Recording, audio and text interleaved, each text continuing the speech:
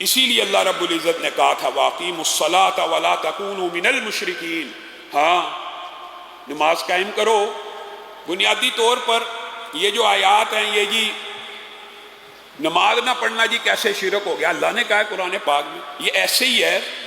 حقیقت میں جو شرک اکبر ہے وہ بے شک غیر اللہ سے مدد مانگنا، غیر اللہ کے لیے عبادت کرنا ہی ہے، لیکن شرک کی بات دوسری قسمیں بھی تو رسول اللہ نے بیان کی ہیں۔ ریاکاری کیا شرک کے اصغر نہیں ہے؟ ریاکاری اللہ کے لیے نماز پڑھنے آئے ہیں، اللہ کے لیے، صرف نماز کے دوران خیال آ گیا کہ ساتھ والا دیکھے میری نماز کتنی عمدہ ہے، سجدے لمبے کر رہا ہے، رکوع لمبے کر رہا ہے، خشوع وضو کرنا شروع ہو گیا، نماز کس کے لیے پڑھ رہا تھا؟ اللہ کے لیے، لیکن تصنع اور بناوٹ آ گئی، کیا یہ شرک کی قسم نہیں ہے؟ اسی طرح نماز نہ پڑھنا بھی گویا آپ نے ان چیزوں کو اپنا الہ بنا لیا جس کی وجہ سے آپ نے نماز کو ترک کیا ہے، یا خواہش نفس ہے، خواہش نفس کی پیروی کی، تھکاوٹ ہے، نیند کی وجہ سے نہیں پڑھی، خواہش نفس آپ کا الہ ہے۔ اور قرآن پاک میں اس کا بھی ثبوت ملتا ہے کہ بعض لوگوں نے اپنی خواہش نفس کو ہی اپنا الہ بنا لیا، بعض نے تجارت کو بنا لیا، بعض نے دنیاوی مشغولیات کو بنا لیا۔ گویا یہ بھی بنیادی طور پہ اگرچہ اس قسم کا شرک نہیں ہے کہ غیر اللہ سے مدد مانگی، لیکن شرک تو ہے نا بھائی کہ نماز ہی نہیں پڑھے۔ تو اسی لیے اللہ نے کہہ دیا قرآن پاک میں کہ نماز کو قائم کرو اور مشرک نہ بنو۔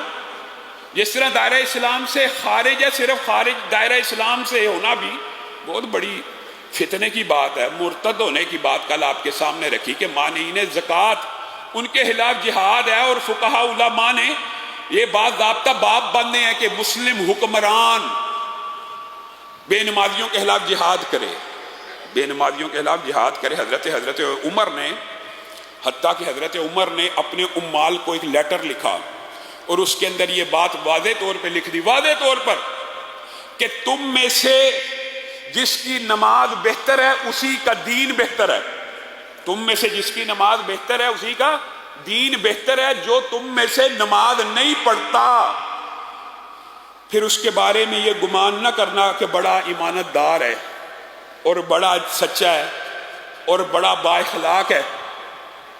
آج ہمارے معاشرے میں باضابطہ ایک دین کو دین کے سامنے کھڑا کر دیا گیا، انسانیت، اخلاقیات کو۔ صحابہ اور رسول اللہ کا نقطہ نظر یہ نہیں تھا۔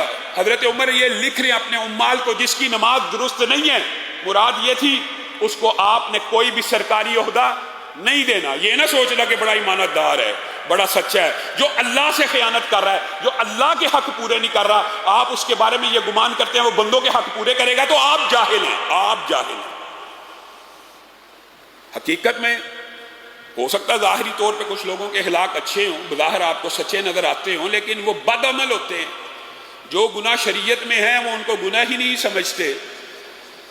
ابھی آج کل بھی پوسٹیں چل رہی ہیں جی فلاں جی اسکاٹ لینڈ کا جی وزیر اعظم جی مسلمان بن گیا ہے، یہ ایسا ہو گیا، یہ آپ کے لیے ہے۔ وہ ہم جنس پرستی کی کھلے عام سپورٹ کرنے والا وہاں رہ کے ان کا زیادہ بیڑا غرق ہو گیا ہے۔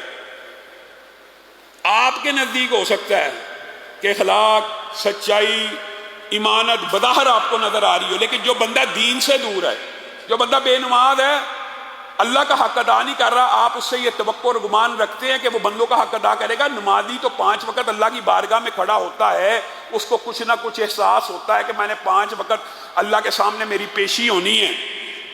جس کو یہ بھی احساس نہیں ہے وہ صرف اخلاقیات اور انسانیت کی بنیاد کے اوپر آپ کو یہ مغالطہ ڈالا گیا ہے کہ جی وہ بہت ہوگا، فویل للمصلین۔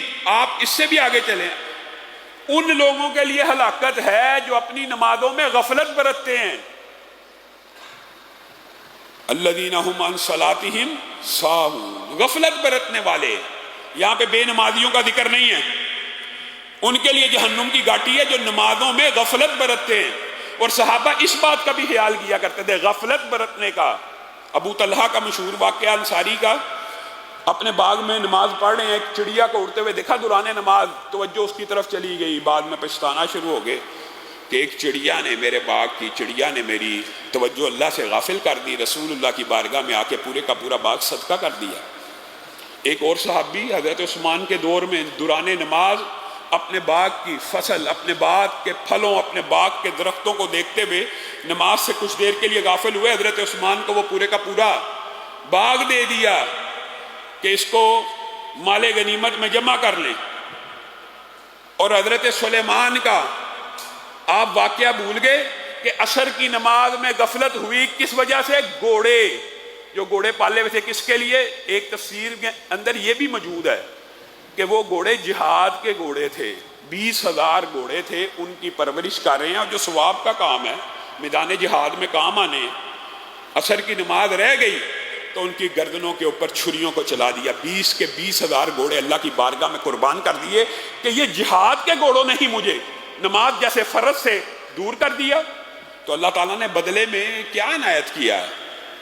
وہ گھوڑے کتنی کو تیز چلتے ہوں گے؟ 60 کلومیٹر، بڑے تندرست تھے حضرت سلمان کے جہادی گھوڑے، 50 کلومیٹر 60 کلومیٹر تیز رفتار ہوں گے۔ اللہ تعالیٰ نے کہا اگر تو نے میری خاطر ان گھوڑوں کو اور ایک نماز کو قائم کرنے کے لیے 20,000 گھوڑوں کو اللہ کی بارگاہ میں قربان کر دیا تو سلیمان آج کے بعد تیری سواری گھوڑے نہیں ہوا ہوا کرے گی، جہاں تو چاہے گا تجھے لے جائے گی۔